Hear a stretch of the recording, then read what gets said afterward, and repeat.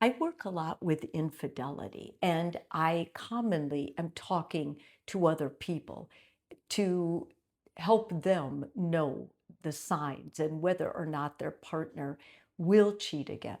Today in this video, I want to talk to the actual cheater who comes in, who feels remorseful, and who does want to change. And they're trying to give their partner a guarantee that they will never cheat again. So they ask me, Mary Jo, is there a way that I can be sure I will never do this again? And this comes usually, this question, after they've done therapy for a while, because in the beginning, they're guilt-ridden and they oftentimes will be remorseful and they'll say, I will never hurt them again like this. But life goes on and people get more calloused about what they promised.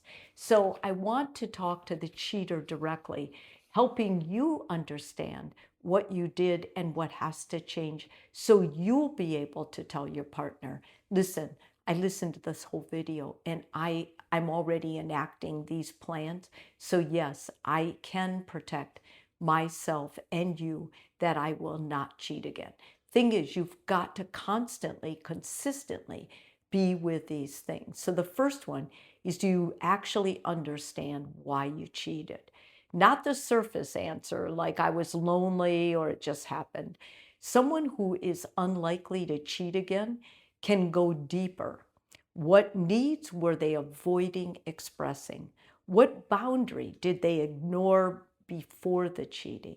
And what justification did they tell themselves in the moment? If they can't clearly map the internal steps that led to it, they're at risk of repeating it because they don't see it coming the next time. The second one is, have you really changed your patterns and not just your intentions? Intentions don't prevent cheating. Patterns do. Real change looks like this: being more transparent, not secretive with your phone, your time, or your interactions. It means addressing conflict directly instead of escaping it. It means setting boundaries with others early before emotional intimacy can build. If your lifestyle and your behaviors look basically the same as before, the risk is still there. If your behaviors haven't changed since you last cheated, then it's likely you'll cheat again. Do you take full responsibility, ownership, without minimizing it? This is huge. Watch for language like, I made a terrible choice. That's ownership. To, we were in a bad place. It just happens. This is a diffusion of the responsibility. You can see it's slight, but it's there. Someone who still blames the circumstances, their partner, or timing hasn't fully closed the door on repeating it. The fourth thing is, are you willing to feel uncomfortable to stay honest?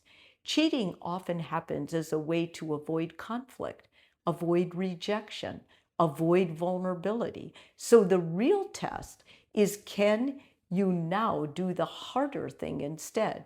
Speak up when something's off. Admit attraction instead of hiding it. Risk upsetting your partner instead of escaping what they're talking about. If you're still avoiding discomfort, the old coping strategy, cheating, is still on the table. The next one is, have you built internal guardrails? People who don't repeat cheating usually have clear, almost rigid personal rules now. I don't confide emotionally in someone I'm attracted to. I don't entertain flirtation past this point.